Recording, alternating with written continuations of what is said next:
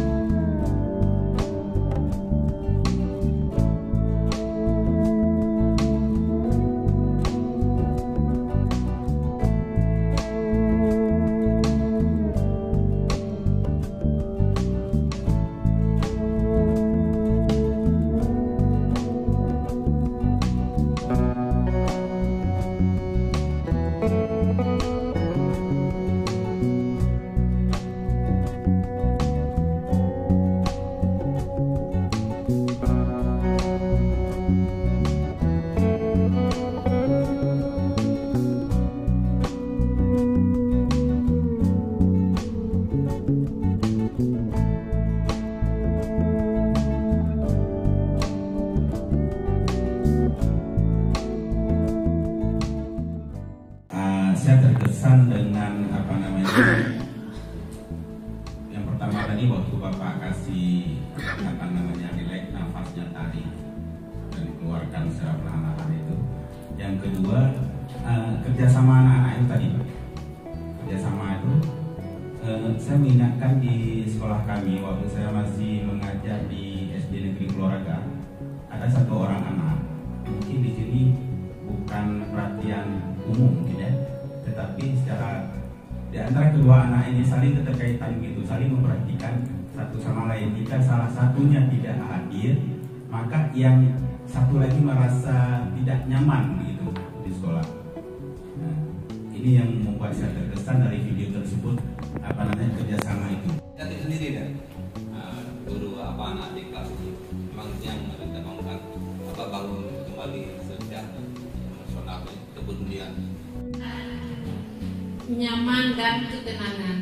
Ketika kita ada masalah, ayo cari tempat yang nyaman dan supaya bisa tenang kembali, baru kita fokus lagi ke kuliah kita.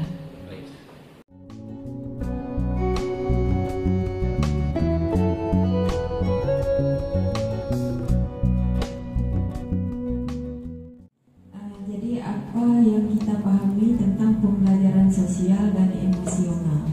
Jadi pembelajaran sosial di sini maksudnya kita ini di lingkungan sekolah itu kan terdiri berbagai macam latar belakang baik guru maupun siswa. Nah di sini pembelajaran sosial karena kita harus bisa mengontrol emosional kita, mengatur emosional itu. Jadi kita tidak boleh begitu emosi langsung kita tumpahkan. Jadi kita harus bisa mengatur diri sendiri, yaitu dengan cara kesadaran penuh kita, ya harus ada kesadaran kita, relax kita, kemudian kemampuan kita berempati dengan lingkungan kita, dengan perbedaan yang beraneka macam sikap, tingkah laku dan karakter. Itu harus bisa kita bendung, harus kita tahan. Kita harus bisa berempati, bisa toleransi, bisa menghargai.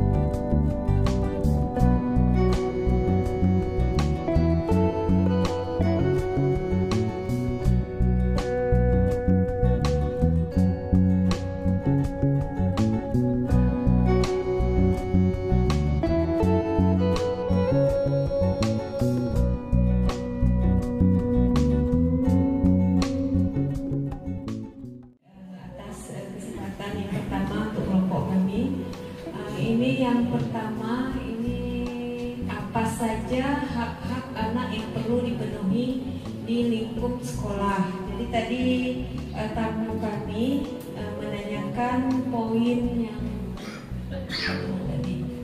yang ini, yang nomor 2, hak untuk diperlakukan secara adil dalam proses belajar mengajar maupun di luar PBM. Tadi yang ditanya yang di luar PBM, apakah di luar sekolah? Maksudnya bukan, saya jawab.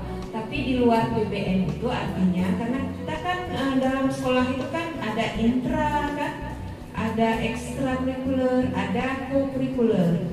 Jadi di semua kegiatan itu kita ini kan haknya itu, ya haknya itu diperlakukan secara adil, jangan ada perbedaan.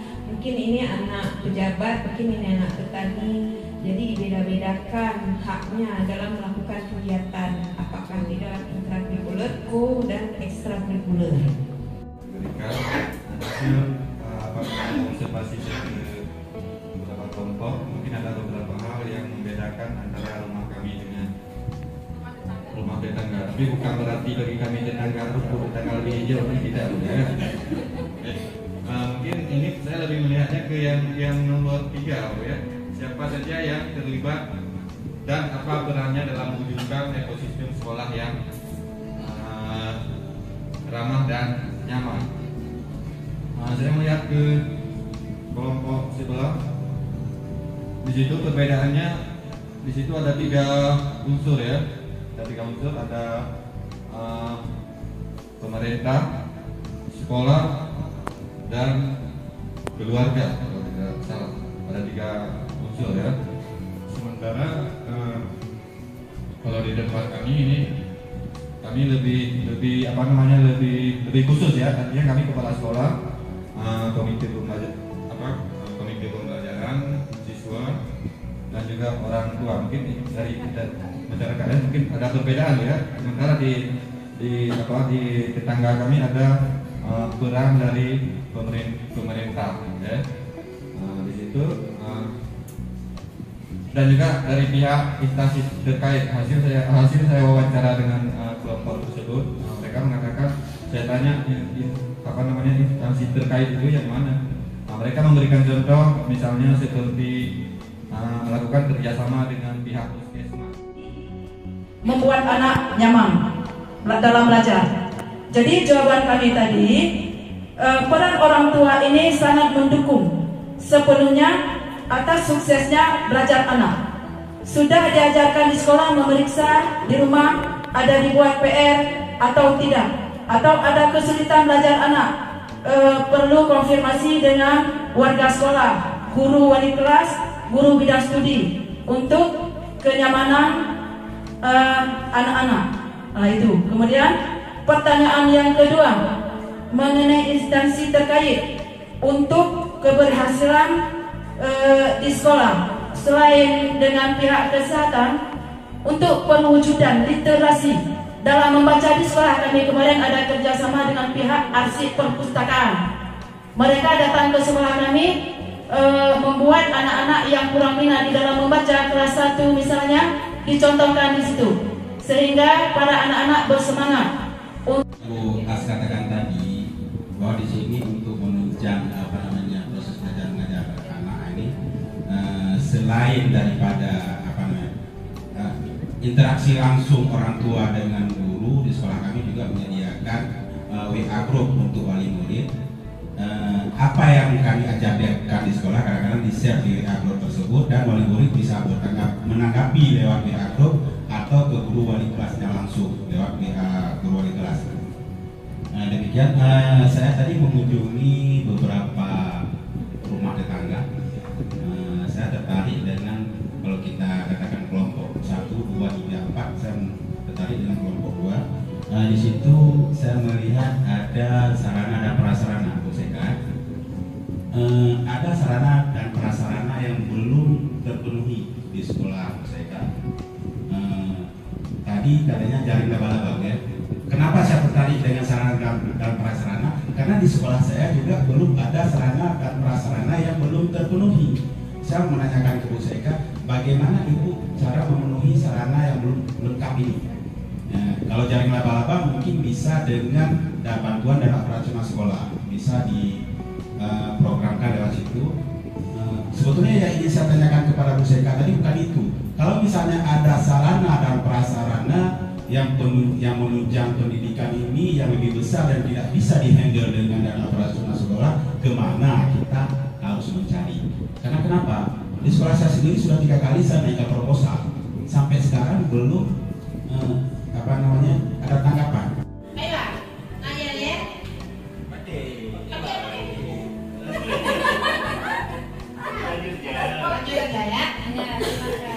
Assalamualaikum warahmatullahi wabarakatuh. Mungkin kita di sini mendapat tugas yang sama, hanya yang berbeda-beda kelompok sesuai dengan tingkatan sekolah. Ketika saya menunggu di rumah tadi ada datang tamu, laki-laki pula 3 orang.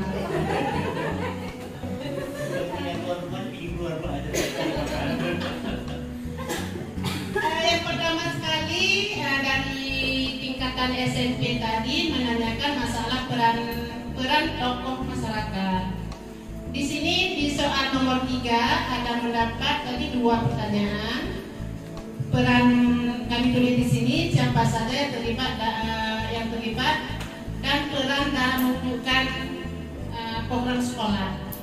Di sini kami buat ada pemerintah, ada sekolah, ada keluarga, dan ada tokoh masyarakat. Ya Pak Ina belum. Saya akan kasih padahal. Ya silakan. Ya baik, sebagai reporter jalan ke rumah tetangga. Kebetulan sekolahnya bertetangga juga, sebelahan. Jadi berbagai macam kegiatan yang ada di kelompok 1 juga SD kami itu ikut mengamati dan mencari jalan baik. Oh, di sana ada baik, kami ikut seperti itu. Nah, dari beberapa kegiatan yang kami amati tadi, bahwasanya ini adalah tentang hak anak, kebebasan kepada anak-anak kita masuk untuk pembelajaran yang insya Allah itu memang sudah menjadi kewajiban bagi kita seluruh anak Indonesia untuk mendapatkan pendidikan. Ya, jadi beberapa kapasitas yang sudah diberikan oleh kelompok 1 tadi ini juga menjadi pelajaran bagi kita semuanya.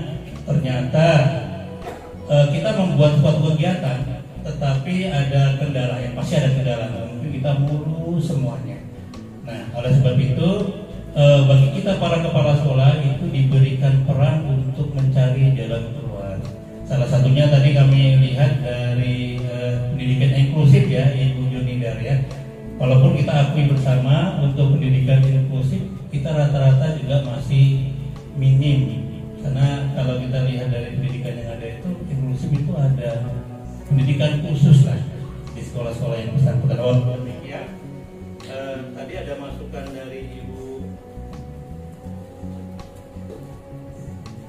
Ibu dari TK tadi ya Bu ya, untuk mengadakan sarana dan prasarana tidak harus menunggu dari pemerintah. Bahkan ada masukan dari masyarakat, mungkin ada yang bisa melakukan kegiatan. Apalagi tadi diberi masukan oleh dari SD SMP 1, anaknya hanya 1, dia bukan cacat fisik, cuman mentalnya agak sedikit agak terbelakang, agak rendah lah dibanding dengan kawan-kawan yang lain. Walaupun demikian, hal itu sebagai anak Indonesia harus tetap mendapatkan fasilitas, harus tetap mendapatkan pendidikan. Kesempatannya mungkin ini di kelompok kami, kelompok terakhir dan mungkin juga sebagai penutup ya Bu ya, menjelang makan siang. Gak usah malu. Ini kebagian nggak sih kok pada panjang-panjang banget. Oke baiklah, ini hasil kami dari kelompok TK ITR 1 dan TK Sakadana 2 mengenai hak-hak yang perlu dipenuhi di lingkup sekolah, terutama kami di lingkup taman kanak-kanak di PAUD. Ini di sini kami mencoba mengambil beberapa jawaban. Yang pertama sekali yaitu kesehatan, kemudian perhatian dan kasih sayang, aman dan nyaman. Yang keempat, keragaman bermain. Nah, Nah, bagaimana strateginya untuk mewujudkan itu semua? Yang pertama sekali untuk kesehatan. Anak-anak usia dini itu, kalau di sekolah kita, memang yang terutama sekali itu dipersatukan adalah sehat. Tanpa anak itu sehat, anak akan tidak bisa beraktivitas sehari-hari bersama kita. Ya, jadi sehat itu tidak hanya sehat jasmani, tidak hanya sehat rohani, juga ada beberapa sehat yang kita maksud di sini ya Bu ya, yang bisa berkolaborasi dengan teman-teman, bisa berinteraksi bersama dengan teman-teman seperti itu. Jadi untuk menciptakan itu strateginya kami yang pertama sekali menciptakan lingkungan yang bersih dan indah. Ya. Satu, jadi tadi seperti yang Pak Iwan juga sampaikan terkait dengan yang inklusif memang agak panjang pembahasannya. Salah satunya memang kalau soal fasilitas itu pendidikan inklusif peralatannya memang luar biasa ya, mahal, dan dalam menggunakan fasilitas pun kita harus memiliki ilmunya. Nah, saya juga menyampaikan bahwasanya kita nggak bisa berharap 100% terhadap bantuan pemerintah untuk masalah pengadaan fasilitas ini. Kemudian saya pernah buka di SIM PKB itu kan suka ada tuh kalau kita ingin masuk ke dalam apa ya namanya tuh jadi ini ya, jadi belajar untuk inklusif ya, terkait dengan inklusif itu bisa kita sebagai kepala sekolah menyampaikan kepada guru-guru siapa yang ditunjuk gitu, untuk mendapatkan apa namanya, untuk mendapatkan ilmu ya maupun hal lainnya dengan cara mendaftar di SIM PKB guru masing-masing yang sudah ditunjuk oleh kepala sekolah di situ. Kemudian juga satu lagi tadi tentang fasilitas itu yang tadi ya. Kemudian kalau itu bisa distrategikan dengan kapasitas kita, dan misalnya yaitu tadi ya yang menunjuk kepada guru yang ada siapa yang bisa melakukan pembelajaran terhadap anak yang inklusif. Nah, kalau di kami di TKI Rahman 1 banyak sebenarnya setiap tahun.